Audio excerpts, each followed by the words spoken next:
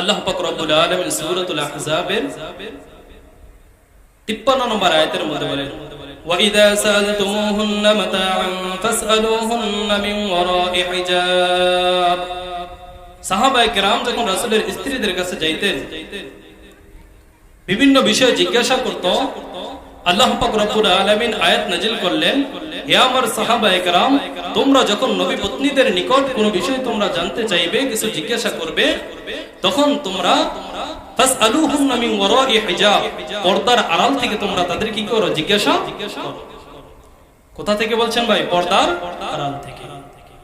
যে চেহারা ঢাকাটা যে ফরজ, চেহারা ঢাকা যে আবশ্যক, এই আলোচনা করার একটাই কারণ, আজকে আমার আপনার সমাজের মধ্যে কিছু নামদারি মুসলমান আছে যাদের দিনের ব্যাপারে ন্যূনতম জ্ঞান নাই, যাদের দিনের ব্যাপারে ন্যূনতম জ্ঞান নাই, কোরআন হাদিসের অপব্যাখ্যা করে, কোরআন হাদিসের অপব্যাখ্যা করে মুসলিম মা বোনদেরকে কিভাবে রাস্তায় নামাইতে পারে, মুসলিম মা বোনদের ইজ্জত কিভাবে নষ্ট করতে পারে, মুসলিম মা বোনদের কিভাবে পণ্য হিসেবে ব্যবহার করতে পারে, তারা পর্দার নামে চেহারা খোলাকে বৈধ বলে। এমন কিছু নামদারি উলামায়ে কেরাম আছে যারা পর্দার নামে মা বোনদেরকে বলে যে চেহারা খোলা রাখা কি আছে, জায়েজ। হিজবুত তাওহীদের ব্যাপারে আমাদের ধারণা আছে না ভাই? আছে কি না? তারা তো পর্দা যে করতেই হবে এটা তারা যেমন একদম বুঝেই না। তারা বিভিন্ন ভাবে কোরআনের হাদিসের অপব্যাখ্যা করে মুসলিম মা বোনদেরকে তারা রাস্তাঘাটে নামিয়ে দিচ্ছে এবং এটাই তাদেরকে দিন বলছে। অথচ আল্লাহ পাক রব্বুল আলামিন মুহাম্মদ আরবি সাল্লাল্লাহু আলাইহি ওয়াসাল্লামকে নির্দেশ দিয়েছেন, আপনার স্ত্রী, আপনার কন্যা এবং সমস্ত মা বোনদেরকে বলেন তারা যেন পর্দার সাথে ঘর থেকে বের হয়। কিন্তু আজকে হিজবুত তাওহীদ নাম দিয়ে নামটা দিয়েছে সুন্দর, কিন্তু তাদের কাজগুলো লক্ষ্য করলে দেখা যায় তারা ইসলামের কাজ করছে না, তারা ইসলামের কাজ ন্যূনতম পরিমাণ করছে না, বরং কিভাবে ইসলামকে ধ্বংস করতে পারে, কোরআন হাদিসকে কিভাবে তারা নষ্ট করতে পারে, ইসলামের মধ্যে মা বোনদেরকে কিভাবে তারা লাঞ্ছিত অপদস্থ করতে পারে, এই পায়তারা নিয়ে তারা রাস্তার মধ্যে নেমেছে। ঠিক কিনা ভাই? আজকে আমার আপনার মা বোনদেরকে তাদের থেকে কি করতে হবে? হেফাজত করতে হবে। এই সমস্ত ইসলাম বিদ্বেষী লোকদের থেকে, যারা কোরআন হাদিসের অপব্যাখ্যা করে, তাদের থেকে আমার আপনার মা বোনদেরকে হেফাজত করতে হবে।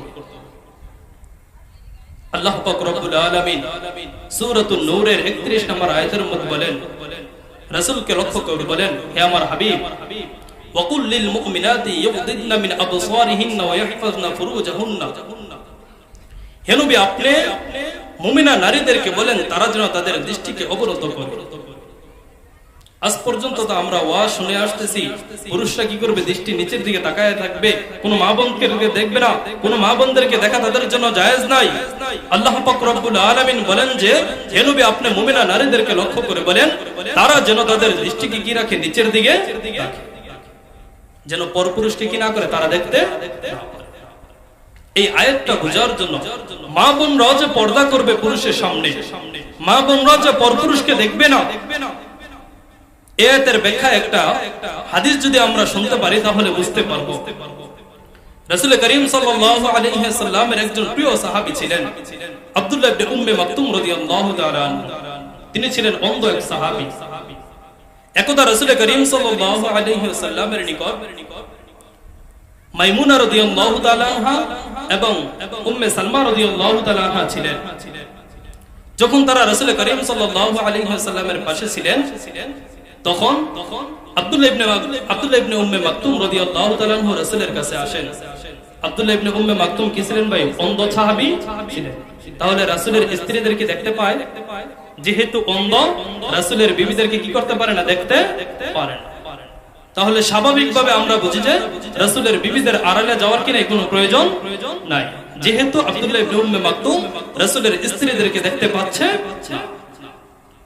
তখন আল্লাহ তাআলার হাবিব তার দুনো পত্নীকে লক্ষ্য করে বলেন, ইহতাজিবা আনহু, এই তোমরা আব্দুল্লাহ ইবনে উম্মে মাকতুমের সামনে পর্দা করো, আব্দুল্লাহ ইবনে উম্মে মাকতুমের সামনে তোমরা পর্দা করো।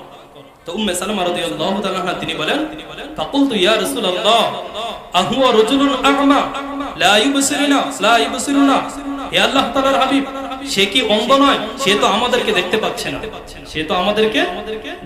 না। বাস্তবে যেহেতু অন্ধ, সে কি করতে পারছে না? দেখতে পাচ্ছে না। রাসূল করিম সাল্লাল্লাহু আলাইহি ওয়াসাল্লাম বলেন, সে অন্ধ হতে পারে, আতাউম ইয়া ওয়ানে ওয়া আনতুমা তুবসিরুন, যে সে অন্ধ হতে পারে, কিন্তু তোমরা দুইজন তো অন্ধ না, তোমরা দুইজন তো তাকে দেখছো। ইহতাজিবা আনহু, তোমরা যেহেতু তাকে দেখছো, তোমরা তার সামনে পর্দা করো, তোমরা তার সামনে পর্দা করে, যেহেতু সে আমার কাছে আসে, তোমরা কি হয়ে যায়, আড়াল।